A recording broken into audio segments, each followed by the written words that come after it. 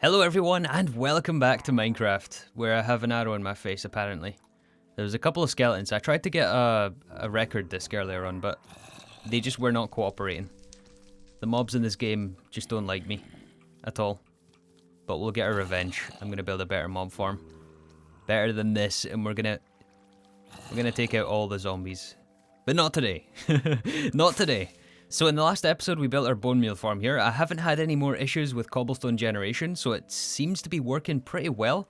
And I just emptied the output chest here and refilled it into Penrose Botanical Gardens. And over at Penrose Botanical Gardens, we built the water lines to run bone meal and distribute that into all the different microfarm dispensers, as well as hooking up the redstone to the control panel here. And so yeah, we've spent quite a while on this farm. Or on this project rather, and so I think I want to take a break from this. There's still a little bit left to go here, still some missing areas left to be built. But today though, I want to start work on our Nether Hub. So in the future we're going to have a lot of different connections. In fact, we already kind of do. So right now we have connections to the swamp and the mangrove swamp. We have our shulker farm here. We have the stronghold and the mesa and the desert biomes in this direction. And then we have the ice biomes, which are now connected over this way, I think in the positive X direction. So today I want to build a nice area here that is a centralized point in the world, and also figure out where the world spawn portal is going to be on the other side. Right now it's at 0, 0. I don't know if that's going to be the most optimal location. In fact, it maybe isn't. And we also want to decide here, do we want to build a nether hub on the nether ceiling? That would be most convenient and easy, but honestly, there's a part of me that kind of wants to do it down here on the real nether, inside the real nether, within the bounds of the nether, like down here somewhere. I don't know if I want to do that or not, because we're going to have nether tunnels. Yeah, see, building down here would be a lot more dangerous, not just because of the lava, but also these guys. I'm not wearing any gold, am I? No, I'm not. He's going to get mad at me.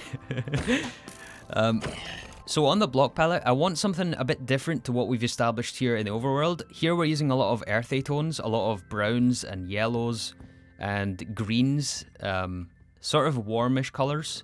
I want something different in the nether, but we have to be careful because the atmosphere is also different. And we also want to decide on a method of transport as well inside the nether. So we could either do ice boat roads, we could, I suppose, do minecarts, or maybe piston bolts is another option. I don't know if that's still viable here in this version. I don't know, I'll have to do some more research, but piston bolts does sound like a lot of fun. So yeah, there's a lot of important decisions to be made here, and I don't really want to rush this process, so I'm going to take a while here and decide on the block palette, because honestly, we don't have a lot of building blocks besides the ones that we have been using, and even on that, we're kind of running out. It's all in the shulker monster at the Botanical Gardens. Yeah, right here. You guys don't see this though, right? It's all neatly organized. But either way, no matter what we decide here, I'm going to have to do some resource collection and make a couple of initial decisions here before we can get started.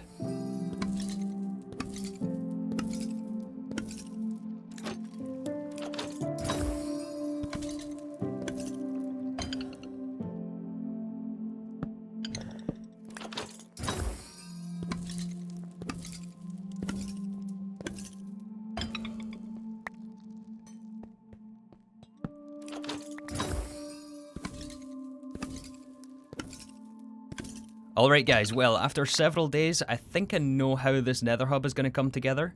Well, at least for the most part. So I ended up going into a creative test world just to give a rough outline as to, yeah, the shape and the size that we want this nether hub to be. So it's going to be some sort of a circular shape. Yeah, I find that when you're doing creative world testing, it's not always a good idea to fully flesh it out in creative, because then it becomes kind of boring when you get into survival, right? It's like, oh, you're just pasting in a screenshot idea or a schematic or whatnot. I find that it's a good idea to leave some things up to the imagination and wait until you're in survival to figure some stuff out. Anyways, as for the block palette, we're actually going to use grass. And I found that I didn't have a whole lot of dirt or grass for that matter, so I went out to the swamp biome. Since that area out there next to the slime farms and next to the witch farms is all going to be obliterated anyway. We're going to make a perimeter out there, remember? So taking dirt from there doesn't really affect the aesthetic of the outside world and the overworld.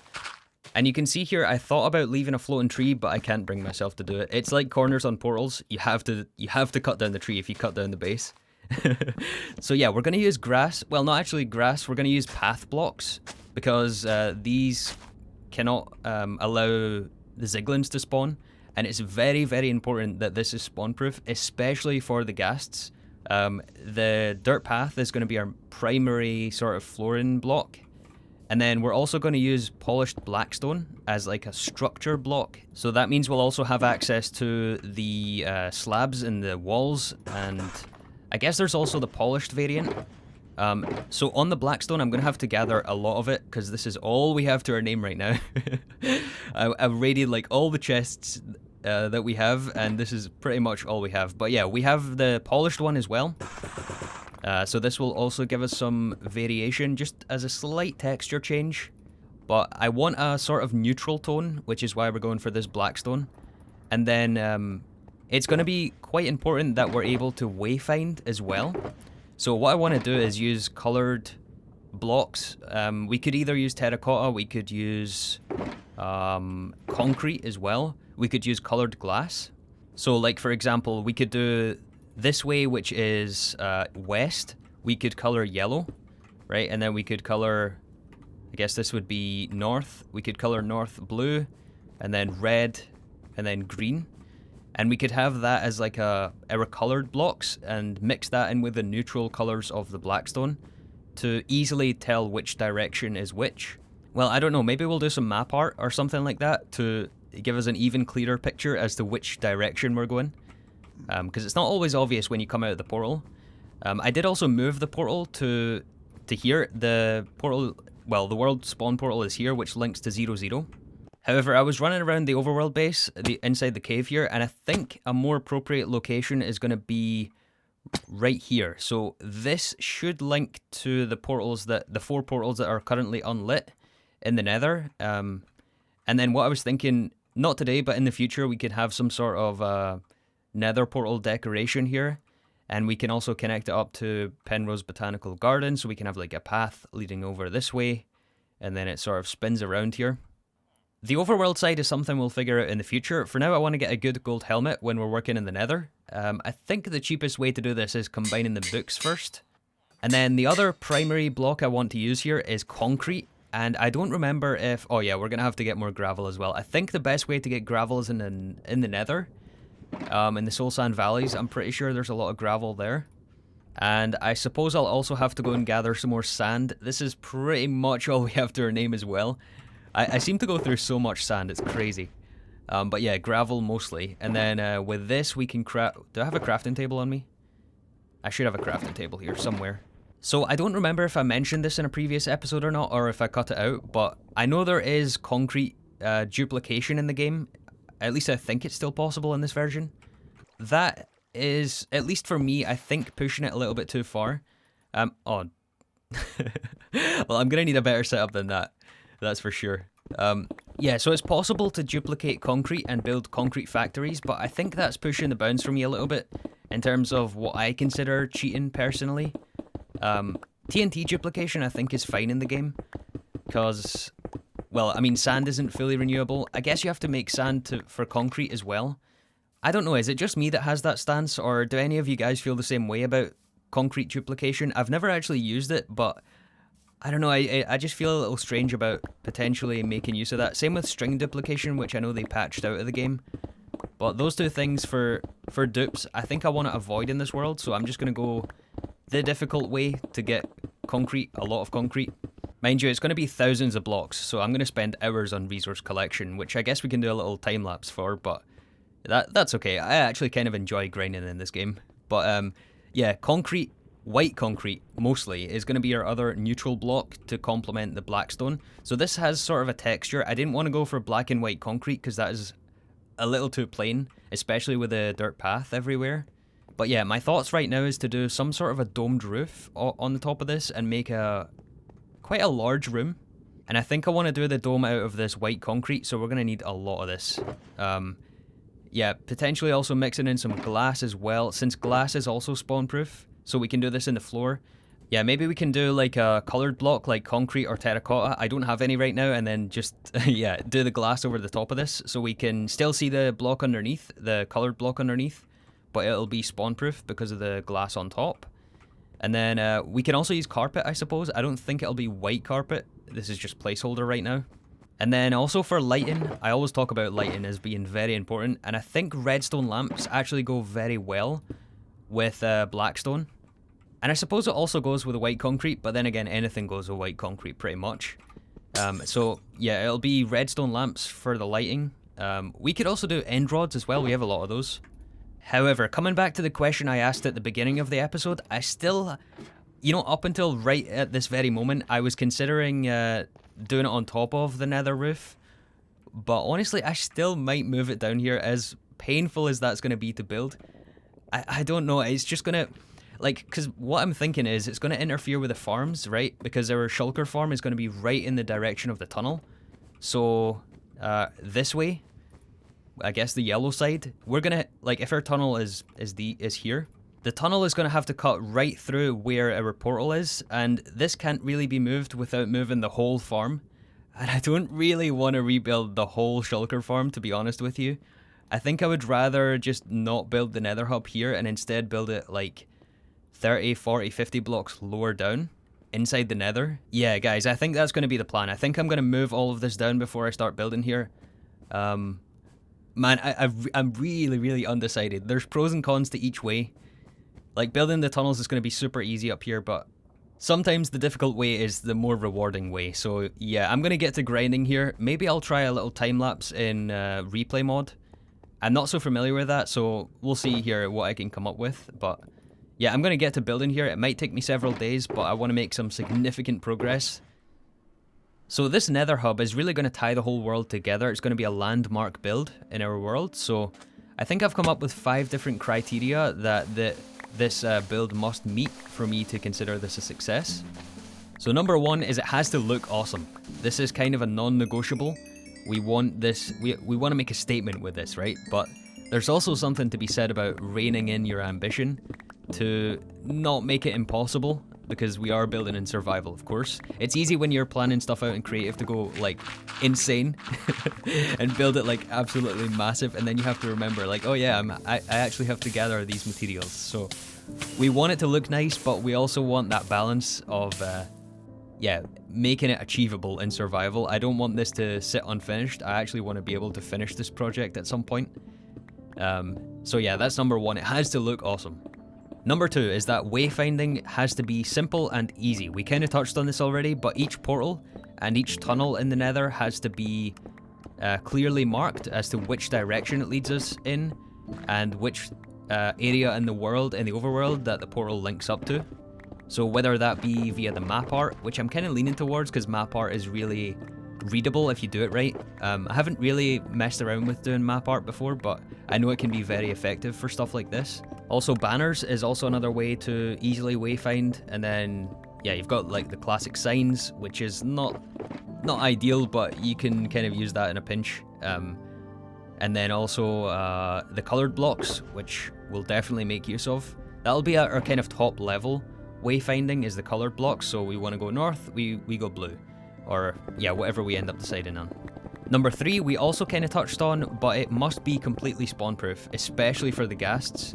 So I think I also kind of want to make use of some oak wood.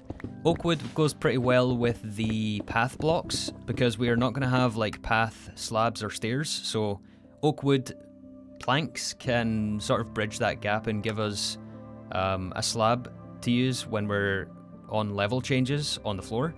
So we don't want this to go up in flames, we do not want ghasts, it has to be completely spawn proof. Sort of tied in with that is number 4, it has to move us efficiently across the world. So I still haven't decided on a method of transport, but right now I'm leaning towards ice boat roads. And kind of coming back to the spawn proofing, we don't want ziglins to be in the way of our ice boat roads in the future in the tunnels. So yeah, it has to be spawn proof, and it has to move us efficiently across the world. Number 5, we also kind of touched on, but it can interfere with other farms or portals. So Right now, the shulker farm is the only one that I can see it hitting, but in the future, we're also going to have other farms, like a ghast farm, for example, and maybe guardian farms, squid farms, all the other sort of portal-based farms. Is probably going to link to the nether roof, so we don't want our tunnels in the way of those things. Gold farms probably is also another one I can think about that we'll be tackling here soon. And all that's going to be built on the nether roof, so we can't have the nether hub interfere with those farms at all. And the last criteria, which isn't as important but still worth thinking about at the moment, is that in the future we might also want to transport mobs via the nether. The ones I can think about right now are the villagers. Like, the villagers I still haven't decided on a location for in the world. I don't think they're going to be at spawn. I want to build them somewhere else just because of lag reasons. Yeah, I'm not so sure about that, but yeah, villagers across the nether, they have to be able to be transported safely. And also frogs for a frog-light farm, because I kind of want to use those blocks pretty soon. So yeah, those were just a couple of my thoughts when I was putting this together, some additional things I wanted to mention. This is obviously going to be an evolving project. We're going to build onto this as we expand our world and have more connections that we need to link up to the spawn portal. And then as we expand the build, I want to do different tunnel designs in each direction. I'm still not sure exactly as to the tunnels designs, but we're going to have each of them a different theme. So I was thinking about maybe doing like a different biome theme for each tunnel direction. But if you guys have any other suggestions, then I'm definitely open to some ideas here. So yeah, there's still a lot to consider, and it will definitely evolve as we go, but I'm hoping we can get a good solid foundation laid down today. And yeah, I'm excited to see where this is going to take us.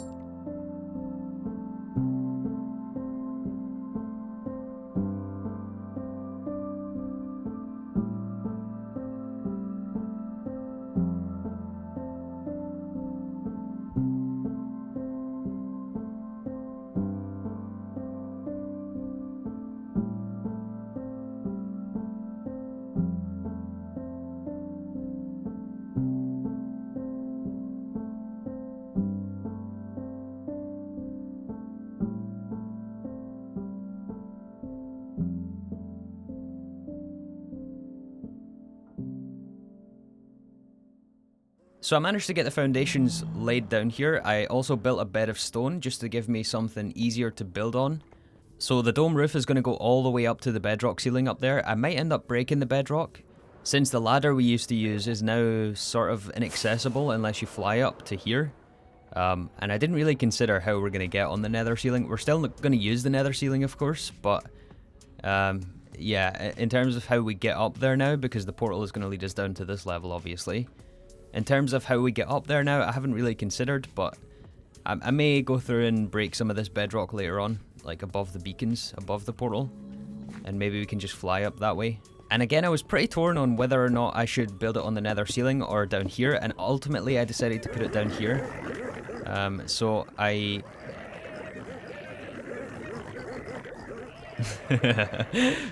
Alright, yeah, ultimately I decided to put it down here. It took me about 2 hours to dig out all the nether rack up there. It's going to end up being pretty tall. It's about 50 blocks tall.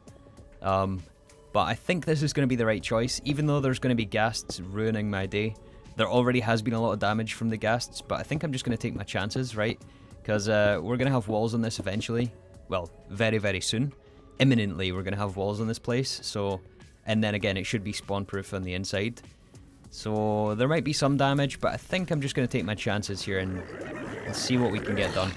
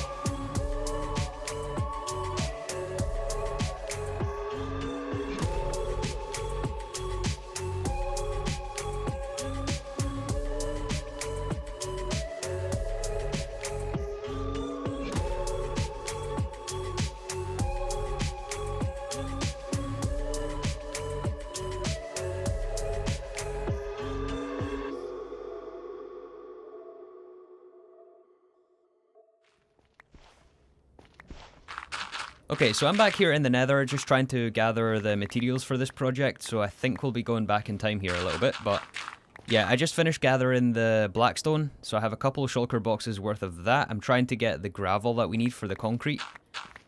And then, completely out of the blue, I don't know why this just crossed my mind, but it did. There's the portal.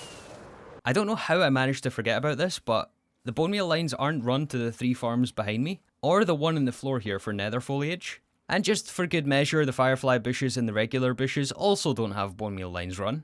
So I was completely genuine when I said like, oh, it's all finished off now. Last episode, I don't know why I just never even attempted to run the bone meal lines to these 3 farms or these 3 sections. I also decided to keep this little window here so we can see the bone meal going past as it's distributed into all the farms. Well, I say all the farms. I tidied up back here as well, but yeah, it goes to like these 4 and then these 2 and then the nether vines, the cocoa beans, these 2, and then it just kind of stops. It goes back to the start here, so it loops around and then is looped back in the chest, the input chest. Yeah, that is a giant mistake. I don't know what the best way to divert the bone meal line is. It's probably going to be best diverted right here and then go underneath. We're going to have to dodge all this redstone, dodge the item filters for the storage room, and then somehow get them into these dispensers right here. The one underneath here should be easy, and then these ones back here also have a bit of redstone behind. But man, I don't know. I don't know how to fix this, but it will be fixed. I am going to fix it because it's going to bother me. Oh, mistakes were made. I was so happy that I managed to get this finished and get the bone meal lines run. And I was like ecstatic last episode that, oh yes, it's finally done. But nope, it's not finally done. We still have some stuff to do there, 3.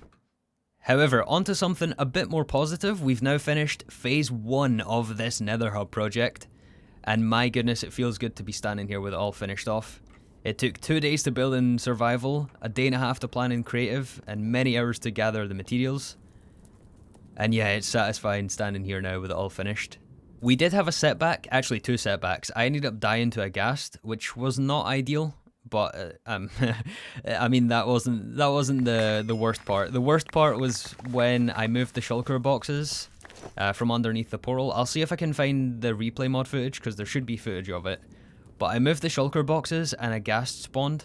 There was many ghasts spawned, but yeah, a ghast happened to spawn, shoot a fireball, and it broke a white shulker box full of white concrete.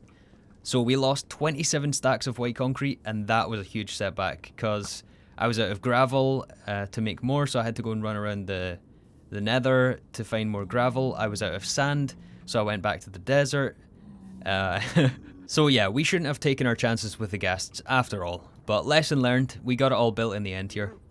So I think I've also settled on the format for the signage as well. We're going to do banners. I may still do map art as well, but primarily we're going to do banners along with the coloured blocks.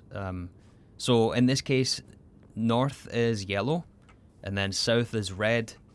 This will be east is green, and west is blue. I first made the banners using a white background and the coloured text, but I think I want to actually switch it out here so that it's easier to read. Because the white background on yellow especially is not a super contrasty combination. So I think it's going to be more readable to do it inverted, so we have the coloured background and white text. It's definitely more readable up there with the blue one, which I already switched out. I actually done that by mistake. I meant to do them all on the white oh yeah, that's much better. I meant to do them all on white background and then I made the banner inverted. Yeah, let's go ahead and switch this one out as well. I think I have them all made here. And this should be much more readable. Yeah, last one here is south for red. I'm having a hard time deciding if it needs more lighting in here as well. It's kind of tricky to tell. I think we're eliminating the important parts, right? We're eliminating the portal and the path areas. Although maybe we need some next to the banners now that they're in place, just to illuminate those.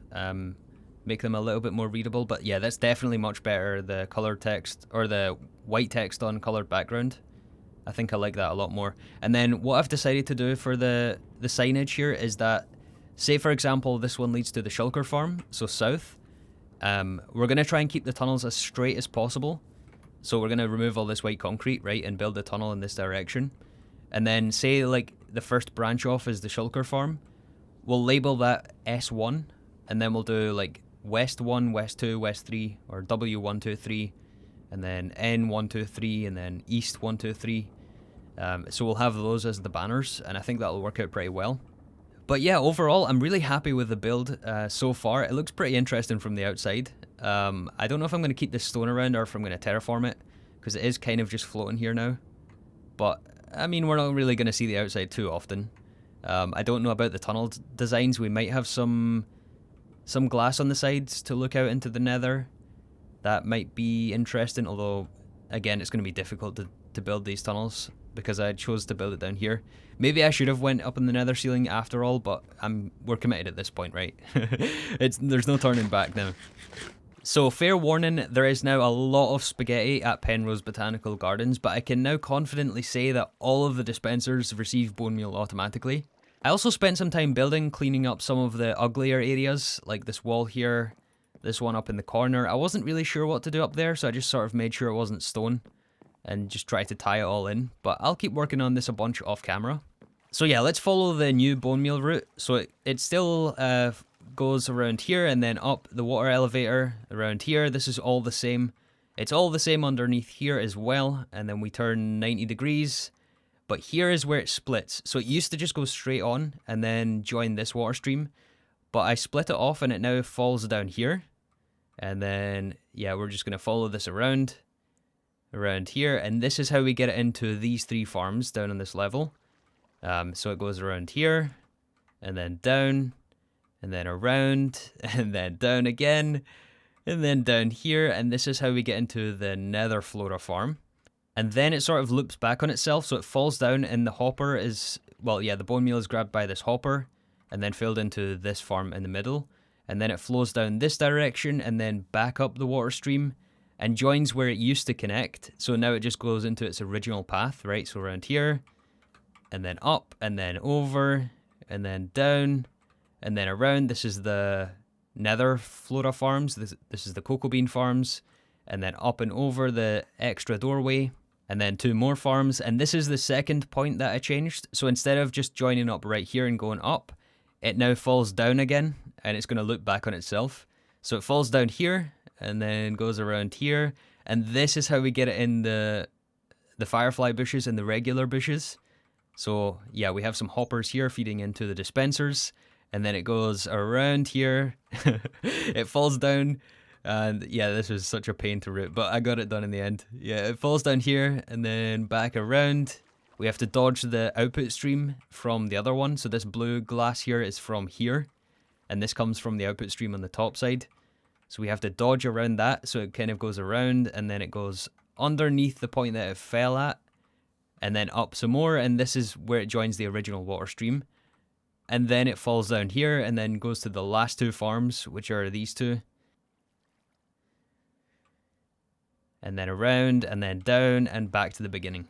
So there's a pretty large buffer it has to get through before it reaches the end, so I still am yet to fill this to capacity. I think right now it's working on this new section over here. Yeah, you can see the bone meal is making its way over here. I guess it's filling up these 3 farms first, and then it'll eventually snake its way all the way around. I did also hook up the outputs here as well, so I sort of pointed out that there was a hopper that leads to nowhere. I caught that when I was putting in this water stream, so it now just leads over here, and then into a dropper, and then into this water stream. So it just joins the item filters down here, and then firefly bushes and regular bushes are in these chests. So yeah, really pleased I managed to also get this done. I wanted to just quickly show that off. But yeah, I think this is where we're going to wrap up the episode right here. But not without first doing the comment of the day. So this one is from Will the Wizlock, and he says, "Hi 3, head bop into the note blocks." Yeah, I still might move the note block theme away from the storage room to something more tolerable, because honestly, it's still stuck in my head. So I might reuse it and put it somewhere else. But yeah, he also mentions, by the way, they patched update suppression. If someone has figured out how to do it in the current version, they wouldn't tell almost anyone for fear of it getting patched out and Mojang patching it. Yeah, so update suppression was a way to easily break a lot of bedrock at once. It's kind of unfortunate that it's been patched out of the game. I think it was 1.18, so quite a few versions ago. I could be wrong about that, but yeah, it was a very easy way to, well, not very easy, but easier to break a lot of bedrock at once. It's kind of unfortunate that that no longer exists. Or maybe it does, just no one's found it yet. Or no one's published it yet. But at some point, I think I will go through and break the bedrock above the Nether Hub now, so we can get up to like the shulker farm and stuff easier. But yeah, since I'd done so much digging with the tools for the nether rack, we were able to accumulate a lot of redstone dust again, because I was trading with the villagers to repair the tools. So it's really nice that we were able to replenish our supply of redstone dust. I think we still have some in other shulker boxes somewhere, and maybe a little bit of ore, so we're actually looking not too bad on redstone dust again, because we'd more or less completely run out after building the bone meal farm last episode. But yeah, for now, that's going to wrap up this episode. If you have any suggestions for this Nether Hub, then please let me know and we'll implement some of your suggestions. But thank you for watching, and I'll see you all in the next episode in 3 Plays Minecraft.